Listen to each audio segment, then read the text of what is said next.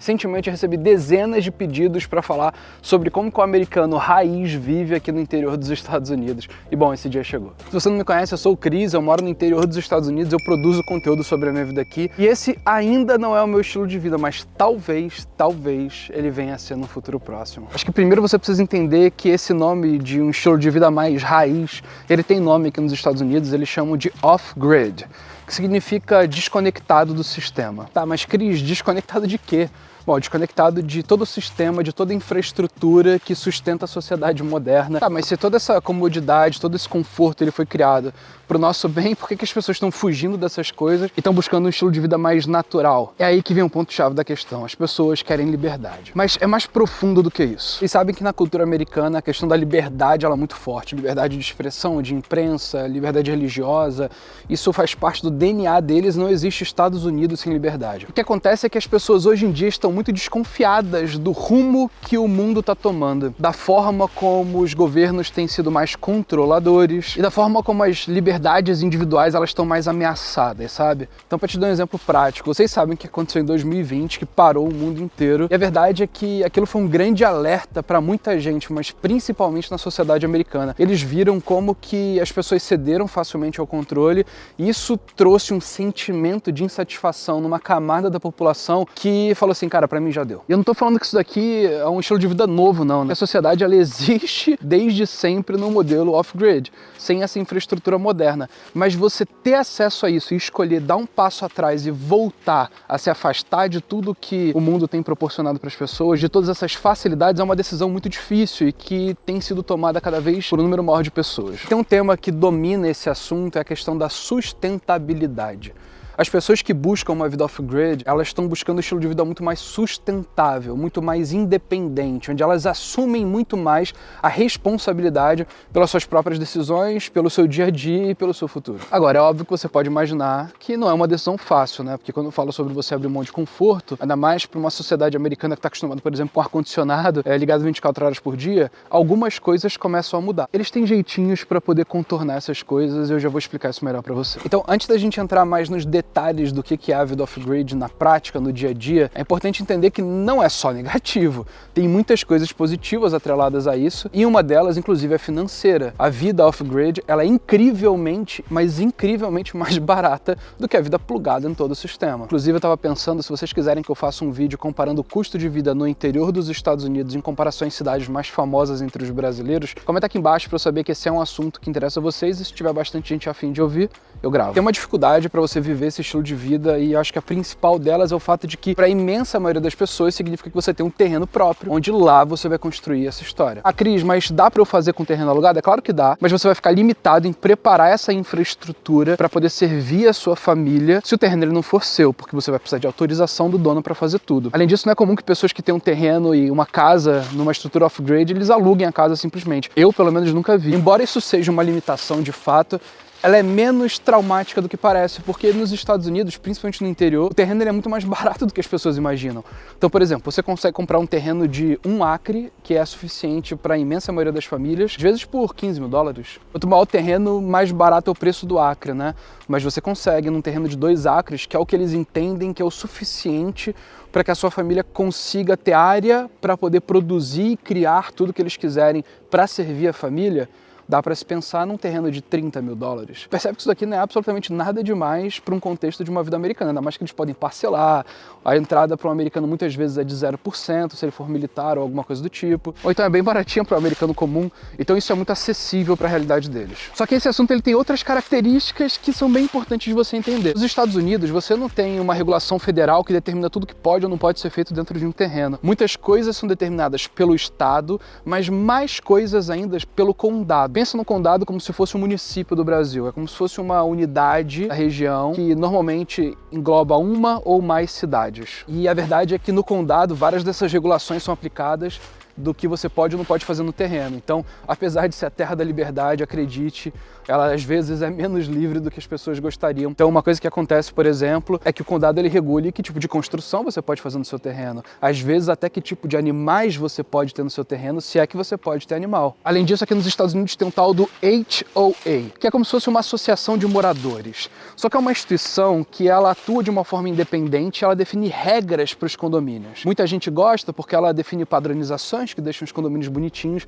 e muita gente não suporta porque eles querem te falar o que você pode ou não pode fazer. Às vezes, dependendo do regulamento de cada condomínio, qual é o tom da cor que você pode usar na parede externa, é um nível de controle que tem incomodado muitas pessoas. E quanto mais você se afasta na cidade, mais raro é você ver um terreno dentro de uma zona de HOA, porque de verdade, as pessoas que foram pro interior, elas não querem ninguém enchendo o saco delas. Mas quando você vai comprar um terreno, você já sabe se ele tá ou não em zona de HOA, então você consegue se planejar em relação a isso sem muito problema. Então vou te dar um exemplo prático de regulação que às vezes ela é aplicada no nível do estado, às vezes é no condado, mas o estado do Arizona, se você quer, por exemplo, coletar a água da chuva, você é proibido. Muita gente é completamente indignada com isso, mas é o que acontece. Se você tá gostando desse conteúdo, já aproveita e se inscreve aqui no canal. Tem muito conteúdo legal sobre o interior e sobre a vida nos Estados Unidos aqui, tá bom? Normalmente a primeira coisa que o americano ele quer ter independência é em relação à própria água que a família dele consome e usa no dia a dia. Vocês sabem, a água é o recurso mais importante, então se eles conseguirem ser autossuficientes em água, ele já tem um grande avanço em relação a 99,9999% da população. Bom, é muito comum que eles cavem para poder pegar água.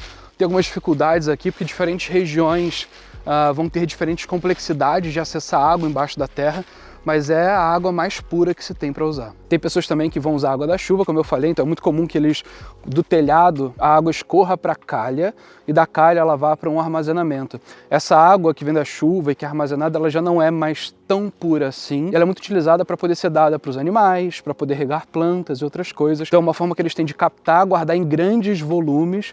Eles colocam uns tanques de água assim gigantescos e dali eles criam um sistema de distribuir dentro do terreno e poder usar durante o dia a dia. Se acontecer algum pepino, alguma coisa, eles têm sempre a possibilidade de ferver e várias outras coisas para tentar consumir, mas eles tentam ter outras fontes de água para consumo que não essa. Depois a gente pensa em alimentos. O americano raiz ele vai tentar produzir o próprio alimento justamente para que ele não dependa do mercado, para que ele não seja afetado pela inflação, para que ele tenha a capacidade de sustentar a própria família sem depender do governo, de emprego ou de nada do tipo, porque são questões que eles não controlam. Lembra, o americano raiz que vive uma vida off-grid, ele não quer depender de nada, nem de ninguém. Então é muito comum que eles plantem coisa pra caramba dentro do seu terreno, que eles consigam sustentar um pedaço da alimentação da família durante um ano inteiro só a partir das coisas que eles plantam no próprio terreno. Isso é muito comum.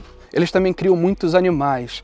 Acho que galinha é a coisa mais comum que tem. Eles usam os ovos da galinha no café da manhã. Tem galinha que é para carne, tem galinha que é para ovo, tem galinha que serve aos dois propósitos. Eles criam muito porco também, carneiro, vaca, enfim.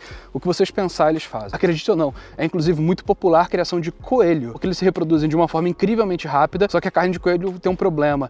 Ela é muito densa em proteína e ela não tem gordura. Então ela não dá muita caloria. Então você não consegue viver à base de carne de coelho, mas é uma carne que cada vez mais tem crescido no interior dos Estados Unidos. Junto com isso vem aquela necessidade de desenvolver habilidades. Eu falei sobre isso no outro vídeo, porque se você quer ser independente, você não pode depender do sistema para poder fazer as coisas para você. Legal, cara, fiz a galinha, tá aqui, o que eu faço com ela agora? Cara, você vai precisar limpar a galinha, você vai precisar cuidar dela para prepará-la para comer. Então, você não vai querer ter feito tudo isso, ter criado um animal e no final das contas você não sabe lidar com ele. Então as pessoas desenvolvem habilidade nesse sentido e aprendem também a limpar os animais e tudo mais. Inclusive, eu não sei se esse é um tema que vai interessar vocês, mas se vocês quiserem eu posso gravar um vídeo mostrando as coisas que eu aprendi a construir, principalmente nos últimos 15, 16 meses que eu tô morando no interior, saindo de uma habilidade zero de construir qualquer coisa, mas eu comecei a me aventurar e consegui fazer umas coisinhas legais. Outra área que eles se preocupam bastante é em relação ao saneamento. Para onde que vão os 10 retos da família? E esse aqui talvez seja o menos difícil de se alcançar, que eles tenham fossa séptica no seu próprio terreno.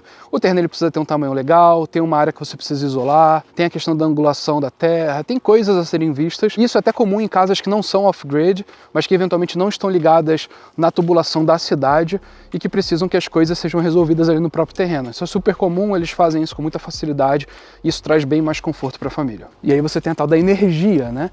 Porque hoje em dia sem energia é difícil e por mais que a gente esteja falando de uma galera raiz, eles não são bobos, eles gostam de algumas comunidades que o mundo traz. E energia é uma delas. Então aqui a coisa mais comum que tem é que eles coloquem painéis solares no teto das casas, até que eles criam uma estrutura num lugar estratégico, cheio de painéis solares para poder servir a família. E dependendo da competência deles em fazerem isso, e às vezes de como que eles armazenam gás natural dentro do seu próprio terreno, eles conseguem criar um modelo que ajude a família a ter, por exemplo, água encanada quente e coisas do tipo. Então eles acabam conseguindo, com uma soma de coisas, ter uma vida muito parecida com a vida dentro do sistema. Mas isso não é rápido e isso não é barato, é uma decisão. E é uma decisão que cada vez mais americanos têm tomado e que eu, particularmente, cada vez mais me identifico. Comentem aqui se vocês teriam coragem de viver um estilo de vida desse, ou se não, qual que é o principal ponto que mais preocupa vocês dentro desse modelo desconectado do sistema. Agora, tem uns outros pontos que eu julgo como muito positivos e que talvez a sociedade hoje em dia ela não dê tanto valor assim, porque a gente se desconectou muito enquanto família, sabe? Mas o americano raiz, quando ele vive off-grid, ele se conecta muito mais com a família. É muito comum que as famílias façam homeschool, que os próprios pais eduquem os filhos em casa, usando do benefício da tecnologia, tendo livro, material, vídeo e outras coisas. Eu mesmo, junto com a minha esposa, há mais de um ano decidimos fazer homeschool com o nosso filho de 7 anos. Tem sido uma jornada incrível, é mais um dos assuntos que eu não sei se vocês querem que eu fale sobre. Se quiserem, comentem aqui para eu poder saber também. E isso une a família de um jeito, mas eu acho que o principal efeito positivo dessa mudança é a questão de a família conseguir preservar os seus valores. E olha, eu acho que no mundo moderno não tem coisa mais importante do que essa. Porque é muito triste para um pai crescer e ver um filho não mais seguindo os valores da família. Isso é muito comum, o filho vai para a faculdade, na faculdade passa por uma lavagem cerebral e de repente os pais não reconhecem mais o filho. Em 2 anos ele se transforma numa outra pessoa. Então, numa vida mais off-grid, mais isolada, você resgata muito dessa unidade familiar. É muito comum que os filhos eles vejam o pai como autoridade e não professor da escola. Olha, se tem um tema que eu tenho coisa para falar é esse daqui. E pela 7ª vez eu pergunto a vocês, se vocês têm interesse nesse tipo de assunto, me fala, porque eu tenho muita coisa para falar sobre essa questão de criação de filho e de estruturação de família. Agora, você viver off-grid hoje em dia não é necessariamente igual você viver off-grid em 1930. As facilidades são muito grandes, hoje você pode ter Starlink para ter internet dentro de casa, isso pega nos Estados Unidos inteiro, as pessoas conseguem até trabalhar de casa, ter renda, e se ela tem uma vida off-grid, a necessidade de renda dela é muito pequena, então tem pessoas que às vezes trabalham meio período, sustentam a casa porque ela já tem um terreno, tem tudo mais, então fica muito simples de viver. Pessoal, então para esse vídeo é isso, eu tenho muito mais coisa a falar sobre esses assuntos, eu posso detalhar isso daqui sobre várias perspectivas, mas deixa eu ver o feedback de vocês. Se vocês gostam desse conteúdo, se inscreve, porque vai vir vídeo sobre isso, tá bom? E você que me conhece já sabe, se você quiser ajuda para poder tirar um visto americano, porque eu tenho uma empresa que é a maior especialista em aprovação de vistos americanos do Brasil, e a minha empresa pode ajudar vocês a virem viver uma experiência aqui nos Estados Unidos, ou quem sabe até ir para outros países. O link tá na descrição, só clica lá, fala com o meu time, porque os caras são bravos, eles te ajudam. Inclusive aqui na tela eu tô deixando um outro vídeo que eu gravei recentemente falando sobre um ano que eu saí de Orlando para ir para o interior dos Estados Unidos. Esse é um vídeo muito legal, porque ele tem um marco muito importante, e eu falo sobre alguns aspectos que a maioria das pessoas não fala na internet, então clica aqui e assiste lá, que eu tenho certeza que você vai gostar, beleza? Eu sou o Cris, um abraço e até mais.